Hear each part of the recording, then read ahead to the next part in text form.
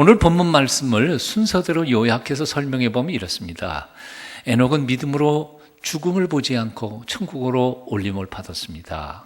이 첫 번째고요. 두 번째는 에녹은 천국 가기 전에 이 세상에서 하나님을 기쁘시게 하는 자라 칭함을 받았습니다. 인정받았습니다. 그리고 세 번째는 에녹은 믿음의 사람이었습니다. 그런데 이렇게 오늘 본문 순서대로 읽는 것보다는 훨씬 더 이걸 뒤바꿔가지고 순서를 바꾸면 오히려 이해하기가 쉽습니다. 이렇게 바꿔볼까요?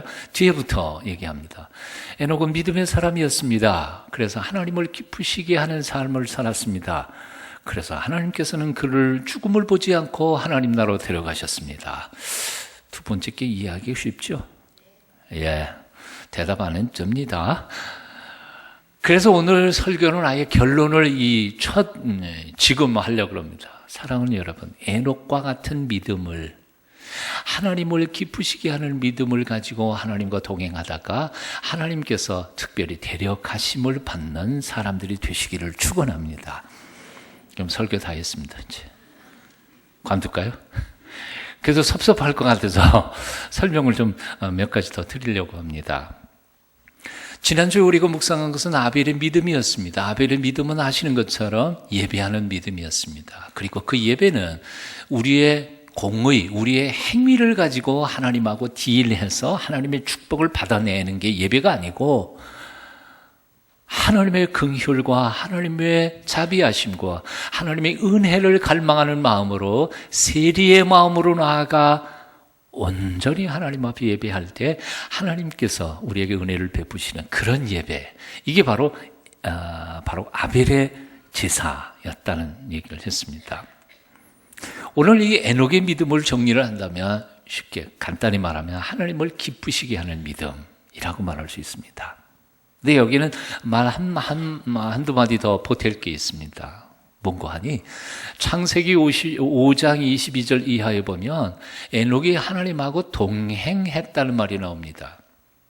근데 이걸 히브리어 구약 성경에서는 이렇게 동행했다 썼는데 알렉산드리아의 학자들이 모여가지고 이 히브리어 성경을 헬라어로 번역한 성경이 있습니다. 그래서 이걸 셉추아진트라고 해서 70인역 헬라어 구약 성경입니다. 근데 이 70인역 헬라어 구약 성경에서는 하나님과 동행했다는 말을 확 바꿔서 하나님을 기쁘시게 했다라고 번역을 했습니다. 그러니까 히브리어 구약 성경에는 하나님과 동행했다 에녹이, 근데 헬라어 구약 성경에는 하나님을 기쁘시게 했다, 그렇게 번역이 되어 있습니다. 이게 복잡하게 얘기한 이유가 간단합니다. 하나님을 기쁘시게 하는 행위, 그것과 하나님과 동행한 행위 같단 말이에요. 의미를 따로 생각할 필요가 없다는 겁니다. 그래서 에녹의 믿음을 정리한다면 이렇게 말할 수 있습니다. 하나님을 기쁘시게 한 믿음, 그리고 하나님과 동행하는 믿음이 에녹의 믿음이었습니다. 자, 그렇다면 하나님을 기쁘시게 하는 믿음이란 어떤 믿음일까요? 오늘 6절 말씀입니다. 여러분 뜻을 생각하면서 같이 읽어보시겠습니다. 6절 시작. 믿음이 없이는 하나님을 기쁘시게 못하나니 하나님께 나아가는 자는 그가 계신 것과 또한 그를 찾는 자들에게 상 주시는 이심을 믿어야 할지니라. 에녹의 하나님을 기쁘시게 했던 믿음의 두 가지 속성이 소개됩니다. 첫째는 뭐요? 하나님이 계시다는 사실을 믿는 거고요. 두 번째는 하나님께 나아가는 사람에게 하나님이 상을 주신다는 사실을 믿는 거. 이게 에녹의 하나님을 기쁘시게 하는 믿음의 내용이었습니다. 첫 번째부터 생각해 볼까요? 하나님이 살아계신다는 사실을 믿는 믿음. 에녹의 믿음이었는데요. 세상에서 가장 기쁜, 나쁘고 모욕적인 일이 뭔지 아세요? 잘 모르시는 것 같아요. 이런 일이에요. 사람이 이렇게 많이 모였습니다. 많이 모였는데 아무도 나를 눈길도 주지 않고 말도 한 번도 붙이지 않고 나 혼자 아주 존재가 없는 사람인 것처럼 딱 콜로 왕따시키고 지들끼리만 깔깔거리고 웃고 얘기하고 겪어보셨을 텐데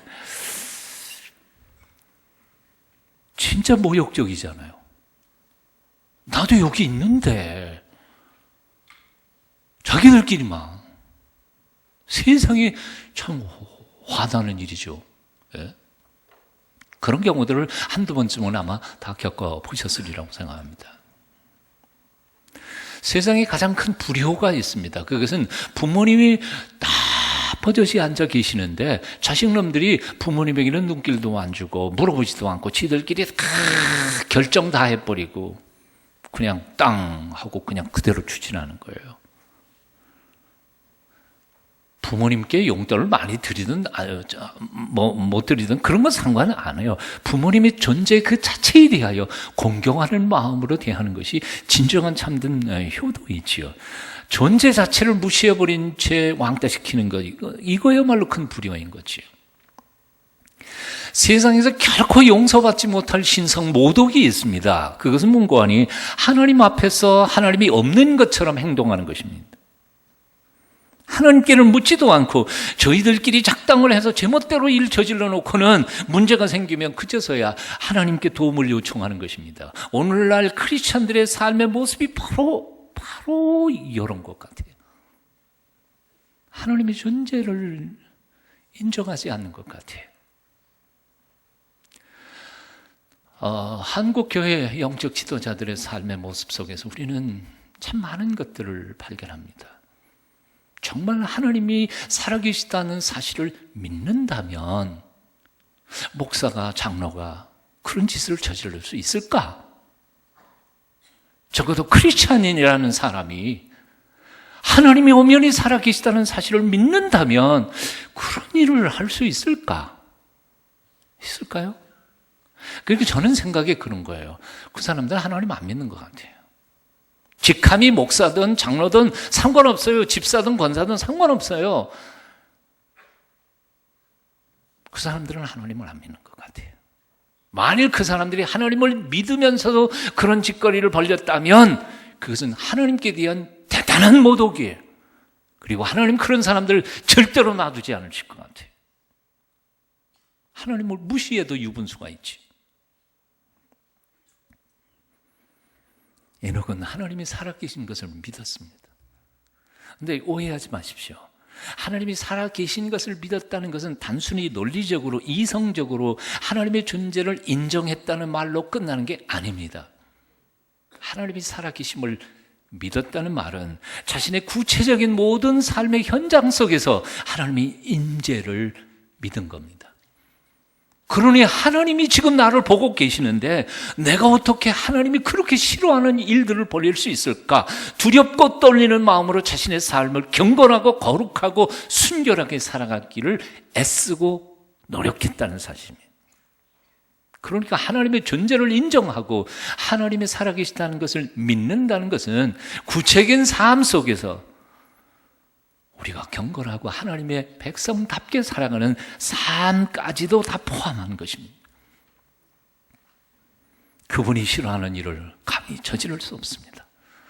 그분이 기뻐하시는 일을 기쁘게 감격하면서 그 일을 감당할 수 있습니다. 그분의 임재를 믿기 때문에, 그분이 지금 나를 보고 계시기 때문에, 그분이 나를 인정해 주실 것이기 때문에. 에녹의 두 번째 믿음은 또한 하나님이 상급을 주실 것이라는 사실을 믿었습니다. 그동안 우리 개신교는 믿음으로 말미암아 의롭다 여김을 받는다는 이 의신칭의의 교리를 너무 잘못 오해했습니다. 그래서 성화의 삶을 생략해버리고 말았습니다. 믿음으로 구원함을 받으니까, 행위로 구원받지 않으니까 행위는 별로 중요하지 않은 것이라고 오해한 것입니다. 그리스도인의 의무를 게을리하면서도, 그러면서도 스스로 예수 제일 잘 믿는 것처럼, 목소리 크게 믿습니다. 그럼 제일 잘 믿는 것처럼 착각했어요. 차라리 기도만 하면 예수 잘 믿는 것처럼 했어요. 신실한 크리스천의 삶을 살지 못하면서. 심지어 어떤 사람들은 천국은 공평한 나라이니까 일단 천국에 들어가기만 하면 차별이 없을 것이라고 생각합니다. 세상에서 수고한 사람, 충성스럽게 봉사한 사람과 그렇지 못하고 나태하게 살았던 사람 천국에 들어가기만 하면 절대로 차별하지 않으실 거다. 하나님은 차별하지 않으시는 공평하신 하나님이시니까. 아마 이 중에도 그런 생각을 가진 사람이 있을지 모릅니다. 그렇게 생각하는 사람들은 성경 곳곳에서 충성스럽게 살아간 이들에게 주시는 하나님의 놀라운 상급에 대한 약속들을 다 무시해버려요. 공평하신 하나님이 그렇게 차별하지 않으실 것이라고 믿기 때문입니다. 하지만 도대체 공평이라고 하는 것은 뭘까요? 오늘 한국 사회에 가장 잘못 오해하고 있는 것이 바로 이 공평이라고 하는 개념인데요. 열심히 일한 사람과 대충 일하면서 시간만 때운 사람이 똑같은 봉급을 받는 것이 공평한 일입니까? 열심히 공부한 아이나 공부하지 않고 주로 놀기만 한 아이나 똑같은 성적을 매겨주는 것이 공평입니까? 일한 만큼 봉급 주고 공부한 만큼 성적을 매기는 것이 공평이 아닐까요?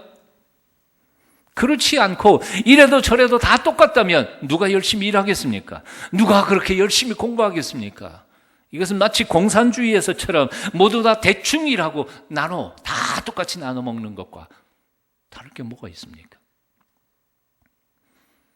다시 말해서 천국이 공평한 나라이기 때문에 차별 없이 세상에서 수고한 사람이나 수고하지 않은 사람이나 똑같은 상급을 받게 된다면 도대체 누가 자기 피를 흘려 순교할 사람이 있겠습니까? 물론 우리가 상 받기 위해서 예수 믿는 건 아닙니다만은 누가 몸 바쳐 충성하겠습니까? 누가 자신의 재주 그리고 자신의 재물을 다 드려 하나님의 영광을 위하여 가난한 이웃들을 위하여 풀어서 나누면서 살아가겠습니까? 성경에서는 정반대의 얘기를 아주 분명하게 선포하고 있습니다. 주님은 말씀하십니다. 내가 진실로 너희에게 이르노니 나와 복음을 위하여 집이나 형제나 자매나 어머니나 아버지나 자식이나 전토를 벌인 자는 현세에 있어 집과 형제와 자매와 어머니와 자식과 전토를 100배나 받되 박해를 겸하여 받고 내세에 영생을 받지 못할 자가 없느니라. 고린도전서 3장 12절 이하에도 이런 말씀이 있습니다. 만일 누구든지 금이나 은이나 보석이나 나무나 풀이나 지푸로 이 터 위에 세우면 각 사람의 공적이 나타날 터인데 이 터 위에 세우면 이 터라고 하는 것은 앞뒤 문맥을 살펴보면 예수 그리스도를 믿는 신앙의 터입니다. 신앙 고백이에요. 그리스도라고 하는 터예요. 즉 우리 구원의 터는 그리스도를 믿는 믿음의 고백 하나입니다. 다시 말합니다. 우리는 우리의 행위로 구원받지 못합니다. 우리의 행위로 구원받을 수 있는 사람은 세상에 아무도 없습니다. 왜? 하나님의 기준에 우리는 다 모자란 사람들이기 때문입니다. 그래서 구원받는 것은 오직 예수 그리스도의 피 뿌린 십자가의 터, 이 믿음 위에서 우리는 모두 다 믿기만 하면 구원받습니다. 이게 복음입니다. 하지만 거기서 끝나서는 안 됩니다. 이 터 위에다가 우리는 너나 할 것 없이 공적을 쌓아가고 있습니다. 어떤 사람은 금으로 쌓고 어떤 사람은 은으로 쌓고 어떤 사람은 나무로 어떤 사람은 지푸라기로 자기 하는 모양대로 공적을 쌓을 것입니다. 이건 행위입니다. 이건 성화의 과정에 대한 이야기입니다. 그런데 공적이 나타날 터인데 그날이 공적을 밝히리니 이는 불로 나타내고 그 불이 각 사람의 공적이 어떠한 것을 시험할 것이라 테스트할 것이랍니다. 믿음 위에 세워진 우리의 공적을 불로 태워서 테스트할 것입니다. 만일 누구든지 그 위에 세운 공적이 그대로 있으면 상을 받고 누구든지 그 공적이 불타면 해를 받으리니 그러나 자신은 구원을 받되 구원 못 받는 게 아닙니다. 구원은 받되 불 가운데서 타다 남은 찌꺼리처럼 그렇게 구원을 받게 될 것이다. 하나님께서 우리를 위하여 행하신 모든 은혜의 역사를 믿을 때 누구든지 어떤 죄인이라도 구원받는 것 사실입니다. 왜? 구원은 믿음으로 왔기 때문에 하나님의 은혜로 받기 때문입니다. 하지만 일단 구원받은 자들은 그 행함을 따라 하나님의 심판대 앞에서 상급을 따지게 될 것입니다. 그러므로 구원받은 이들은 하나님을 섬기고 이웃을 섬겨야 합니다. 믿음으로 구원받은 이들은 이제 믿음으로 거룩한 삶을 시작해야 합니다. 죄를 떠나야 합니다. 순결한 마음으로 시기 질투심을 버리고 서로를 용서하며 사랑하면서 살도록 노력해야 합니다. 예수 믿기 전의 삶을 분명히 청산하고 이제는 그리스도인의 하나님의 아들, 딸의 모습으로 거룩하게 살기를 노력해야 한다 그 말이에요. 예수 믿기 전과 예수 믿은 다음과 삶이 하나도 변하지 않은 사람들이 얼마나 많이 있는지 몰라요. 그들은 의신칭의에 대한 개신교의 이 종교개혁의 교리를 잘못 알고 있습니다. 절만만 알고 있는 것입니다. 세상적으로는 바쁘고 부지런한 사람들이면서도 영적으로 신앙적으로는 게으른 크리스찬들이 오늘날 한국교회에 얼마나 많이 있는지 모릅니다. 열심을 내십시오. 영적인 참을 깨어 일어나십시오. 성경은 분명히 말씀합니다. 죽도록 충성하라. 그리하면 내가 생명의 멸류관을 내게 주리라. 충성한 자라이 사람들에게만 주시는 겁니다. 게으른 사람들에게 주실 수 없는 거죠. 하나님이 살아계신 것을 믿으셔야 합니다. 그리고 그 하나님은 상 주시는 이심을 믿어야 합니다. 이것이 바로 에녹의 믿음이었습니다. 게으르지 말고 죄 짓지 말고 거룩하고 경건한 삶을 살아가기를 결단하는 이 아침 되시기를 축원합니다. 에녹은 어떻게 그런 믿음을 가질 수 있게 되었을까? 오늘 본문에서는 우리 찾아가기 힘듭니다. 하지만 창세기를 읽어보다가 보면 에녹이 이런 신앙을 가지게 된 배경이 소개되고 있습니다. 창세기 5장 21절, 22절 함께 같이 읽어보시겠습니다. 함께 읽습니다. 시작. 에녹은 65세에 무드셀라를 낳았고 무드셀라를 낳은 후 300년을 하나님과 동행하며 자녀를 낳았으며.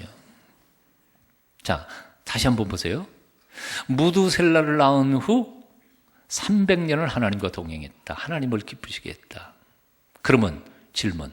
65세, 65살에 무드셀라를 낳고 나머지 300년 동안. 이 에녹이 몇 살 살았습니까? 365세. 이것도 의미가 있지 않아요? 1년 365일. 날마다 하나님과 함께 동행했던 이 에녹의 나이하고는 딱 맞을 것 같아요. 그런데 질문. 65세에 무드셀라를 낳고 300년 나머지 기간 동안 하나님과 동행했다면 65세 이전에는 어떻게 살았을까요? 이제 하나님과 동행하지 않았다는 얘기예요. 저나 여러분처럼 그러니까 시시하게 대충 예수 믿었다는 거예요. 아멘 하는 사람이 한 분도 없네요. 자신은 잘 믿었다고 느끼겠지만은 하여튼. 그런데 또다시 질문이 있습니다. 65세에 어떻게 이렇게 확 180도로 획가닥 바뀌어가지고 하나님과 동행하는 사람이 될 수 있었을까? 그 이유는 무엇일까? 여기 해석하는 학자들의 얘기가 참 재미있는 해석이 있어요. 그걸 소개하려고 그래요. 무드셀라라고 하는 말은 창을 든 자라는 뜻입니다.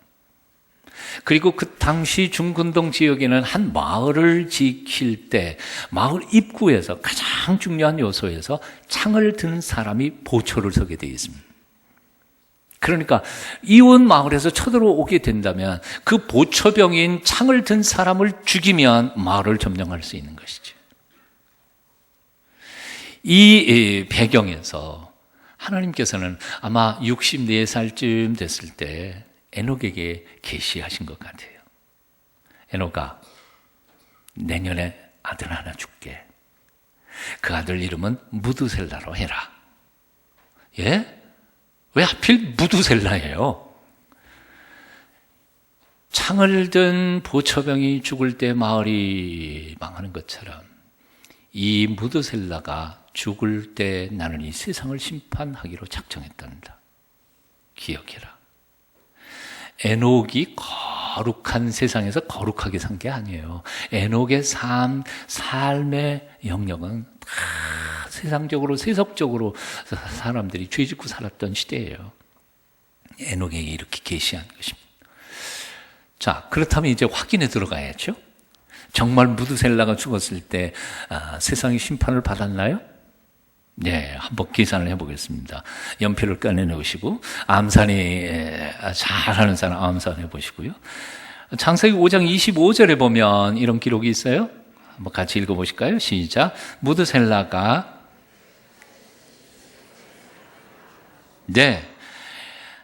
무드셀라가 라멕을 낳을 때가 몇 살이에요? 187세. 그 다음에 라멕이 노아를 낳을 때는 또 몇 살이에요? 5장 28절입니다. 라멕이 노아를 몇 살에 낳아요? 네, 182세입니다. 그러면 노아가 이 세상에 태어날 때는 무드셀라는 몇 살이었는가요? 그냥 더하면 돼요. 187 더하기 182 그러면 얼마예요? 369. 이 세상에 홍수 심판이 언제 나왔나요? 노아가 몇 살 때에 나타났나요? 성경을 좀 읽으세요. 창세기 7장 11절에 보면 노아 600세 되던 해에 하나님의 홍수 심판이 나옵니다. 그러면 노아 600세 되던 해에 그의 정조 할아버지 무드셀라는 몇 살이었나요? 369에 600을 더하면 969. 무드셀라는 몇 살 살았어요? 969. 정확하잖아요. 정확히 무드셀라 969살 되던 해에, 노아 600세 되던 해에 하나님은 이 땅을 물로 심판하십니다.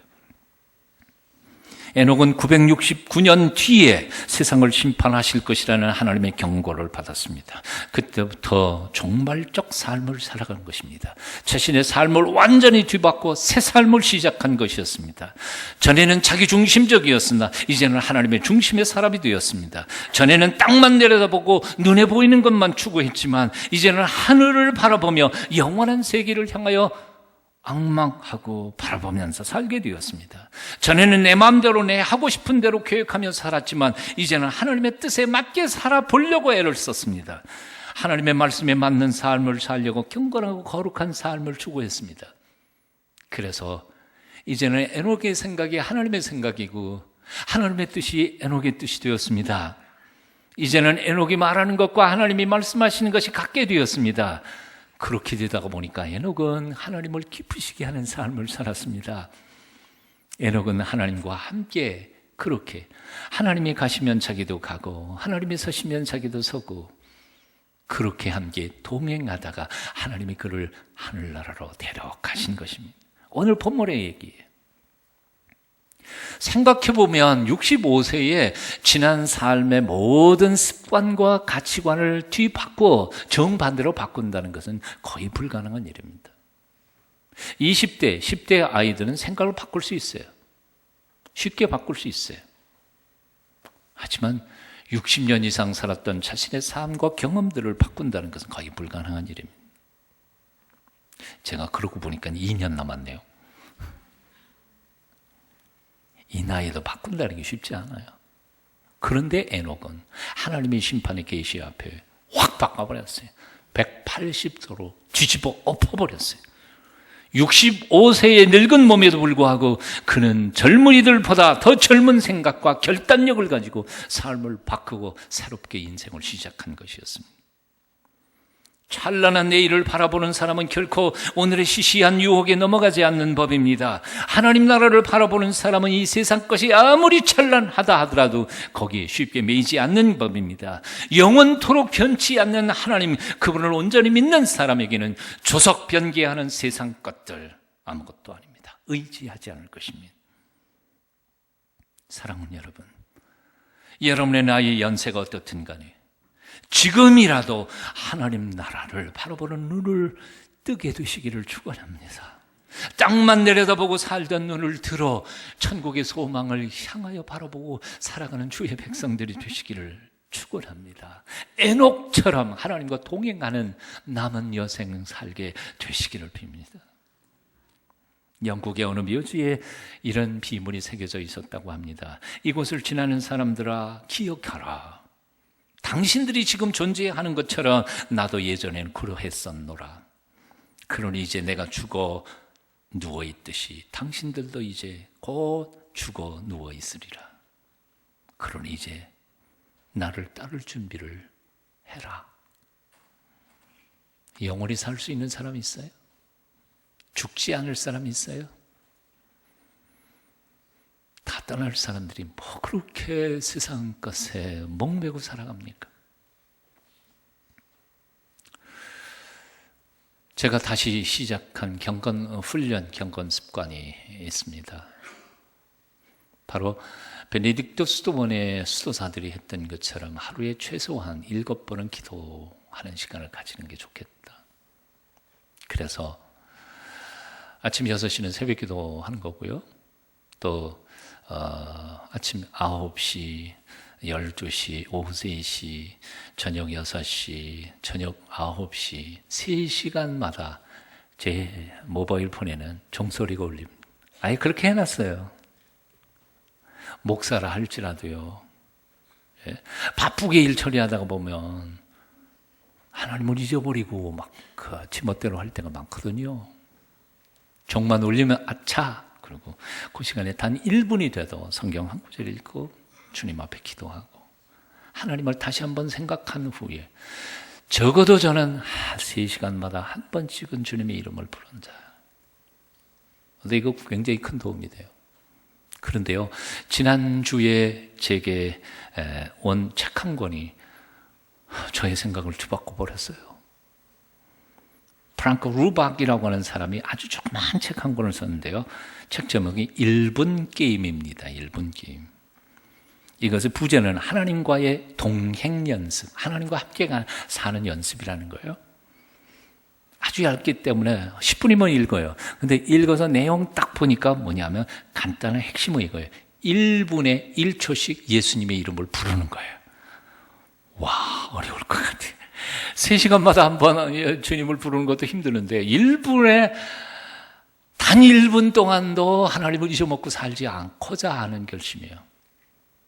근데 우리는 불가능해 보이는 것 같지만 우리의 선배들이 그렇게 살았고 또한 이것을 해가는 훈련들을 하다가 보니까 매 순간순간 하나님이 나와 함께 계신 것을 느끼며 그 능력으로 살아가는 기적 같은 이야기들이 많이 있는 거예요.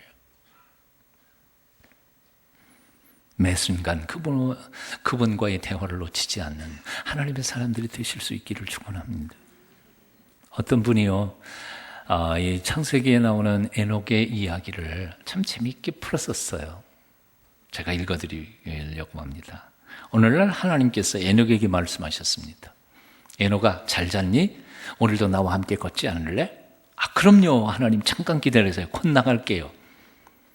에녹은 달려나가 하나님의 손을 꽉 잡았습니다. 그러자 하나님은 말씀하셨습니다. 오늘은 어제보다 조금 멀리 갈 거야. 괜찮겠니? 아, 그럼요. 하나님 어디든지 하나님과 함께라면 상관없어요. 그렇게 하루 온종일 에녹은 하나님과 도란도란 이야기를 나누며 걸었습니다. 그러다가 해가 뉘엿뉘엿지자 하나님은 에녹에게 말씀하셨습니다. 에녹아, 이렇게 걸어오다가 보니까 내 집보다는 내 집이 더 가까워졌구나. 그렇다면 뭐 내 집으로 갈 필요 뭐 있겠냐? 그냥 내 집으로 가자꾸나. 그렇게 에녹은 천국으로 들어갔습니다. 그래서 이 세상에서는 아무도 에녹의 흔적을 찾을 수 없었습니다. 여러분의 남은 생에 이런 경험을 할 수 있게 되기를 축원합니다. 기도하겠습니다.